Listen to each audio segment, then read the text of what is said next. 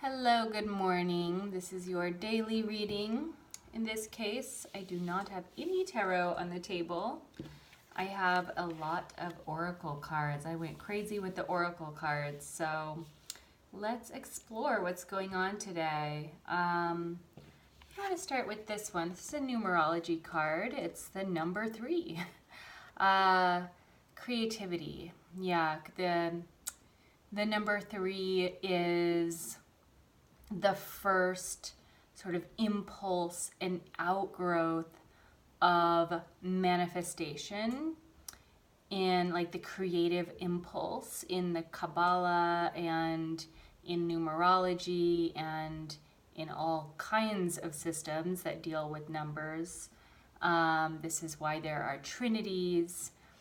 So in this case, what the oracle card counsel is of whoever made this deck is actually play.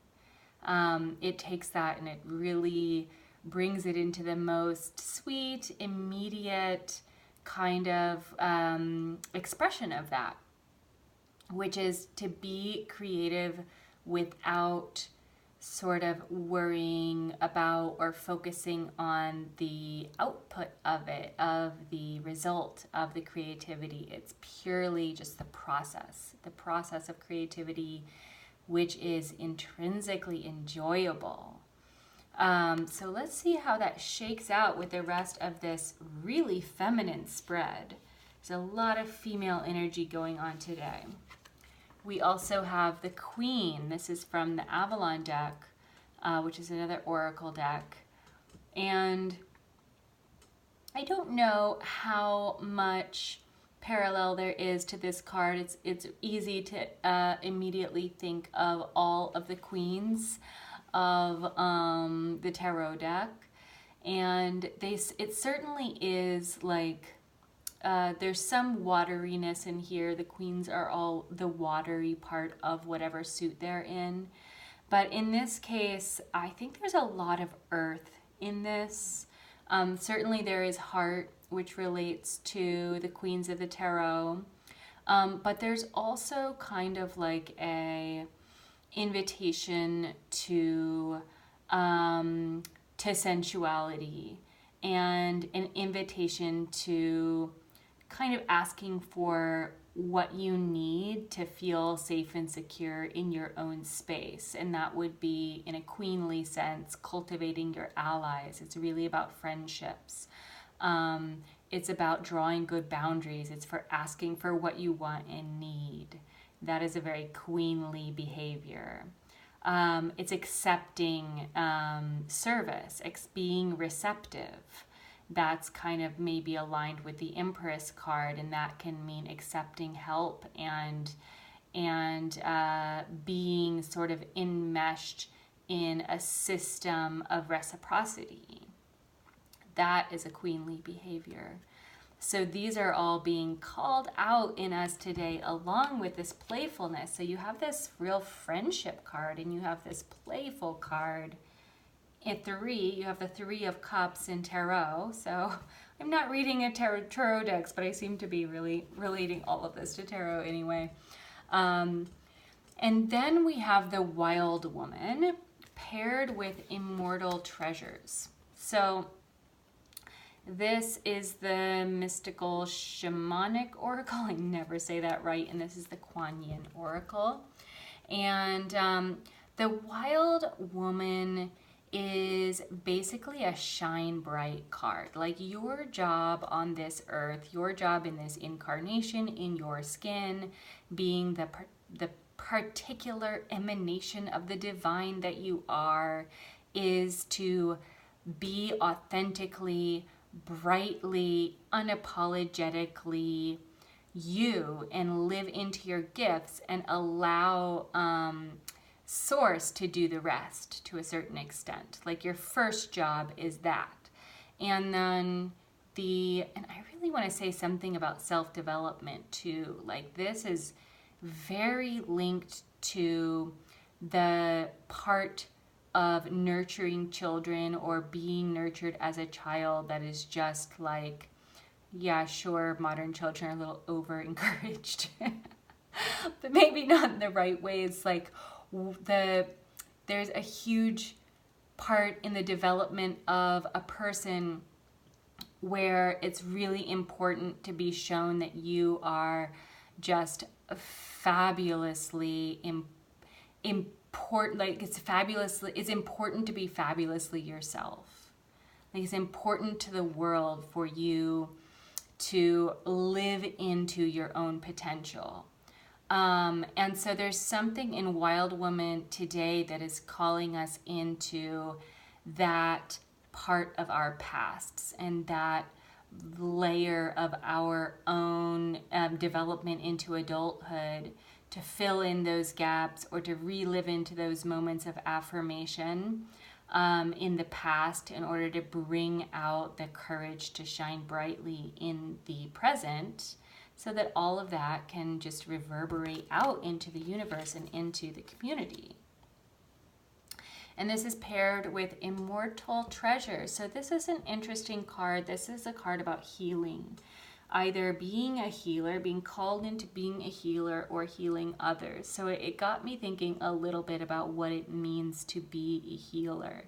And what I came upon was that what it means to be a healer is to have the integrity and the skill to hold space for the wholeness in other people, and if it's self-healing, for the wholeness in yourself.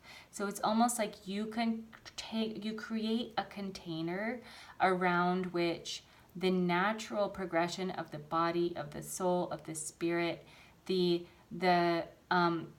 is a natural current towards alignment and harmony.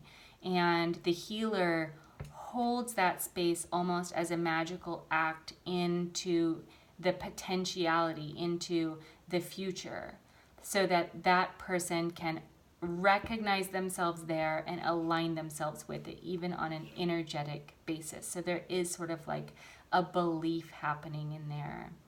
So that's almost a sidebar on what healing is, but that's what's being called out in us today, to hold space for the wholeness that already is. This is such a gorgeous picture. I feel like she's got this like really present, still, mindfulness happening in her face. And then it's paired with this just like, dancing because I'm filled with life, lady. So I almost feel like this is holding space for this in us. There's something in the past, in developing, in our early development, that the healer in us is needing to hold space for today. And that with just that container created, this is already naturally what's going on, that you are fully, brightly, passionately yourself already. It just needs a space to move around and dance into it. And this could also today be something that you're doing for other people too, of course. So that certainly relates to this play card, this play and creativity and doing things just for the joy of it. And then I think the Queen also ties into the healer thing, in that she is definitely about boundaries and about interconnection, which is the skills of a healer as well. The skills of a healer are, in order to heal someone else, you need to have yourself filled up.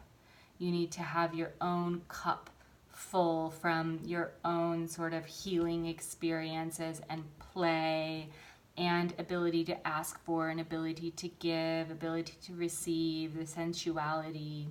So these are all really lovely, playing together in a circle, I think, asking for some healing and doing it in kind of like the funnest, most nourishing, life-giving way. So give yourself some time today. Hold a space today in some way. Find a moment where you can draw a picture, sing a song, do in some way where you're not concerned about uh, the the end result of it. And I think it's also inviting us to do that in community in some way. This is about internal healing for the individual, but there is also opportunity to kind of like bring that out within friendships. Um, yeah, this is lovely. This is a lovely thing. We are getting super close to the holidays. A lot of us are traveling real soon and just feeling all the whole change of the year. The solstice is almost upon us, so it's essential to sort of be filled up on this day. Allow yourself, your cup, to start to fill as you go into sort of a stressful time, and definitely just a time of transition with the solstice and the eclipses coming up.